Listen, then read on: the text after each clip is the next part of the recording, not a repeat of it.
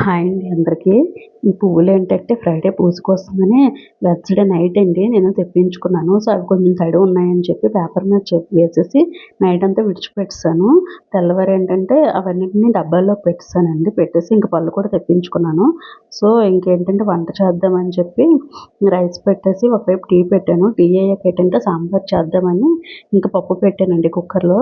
ఇంకో వైపయితే potato fry పెట్టాను. తప్పితే క్లిప్స్ ఏం తీయలేదు.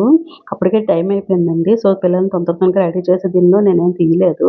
సో, వాళ్ళు వెళ్ళాక ఏంటంటే ఇంకా దేవుడి సామాన్లవి తీసి క్లీన్ చేసేసుకున్నాను. ఈవినింగ్ దీపం పెట్టడానికి ఒక దీపం అయితే దేవుడి గదిలో పెట్టేసానండి. మిగిలినవన్నీ క్లీన్ చేసి కవర్‌లో పెట్టేసాను. అవేంటంటే బ్లాక్ అయిపోతాయని చెప్పి అందులో పెట్టేసాను.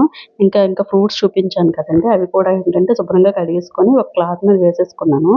ఇంకా నెయ్యి చేద్దామని చెప్పి వెన్న తీసాను ఫ్రిడ్జ్‌లోంచి. అదేంటంటే గడ్డగా ఉందని ఈలోపు పువ్వులు దండ కడదామని దండ కూడా కట్టేసానండి. కొంచెం ద్వారం కదా! కొంచెం పెద్ద దండే అయింది. సో, ఈలోపు వెన్న కూడా కొంచెం మెత్తపడింది. సో, దాన్నేంటంటే మిక్సీ ఏసి కొంచెం లైట్‌గా తర్వాత నెయ్యి చేద్దామని చెప్పి పొయ్యి మీద పెట్టేసాను. సో, అది ఒక హాఫ్ అన్ అవర్ పడతది కదా! ఈలోపు ఏంటంటే నాకు చిన్న చిన్న పనులుంటే అవన్నీ కూడా కంప్లీట్ చేసుకున్నానండి.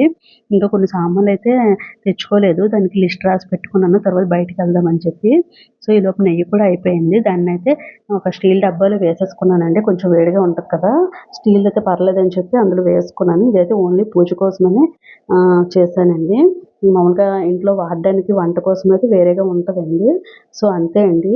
నా వీడియో ఎవరికైనా నచ్చినట్టుంటే సబ్స్క్రైబ్ చేసుకోండి. ఓకే అండి. బాయ్ అండి.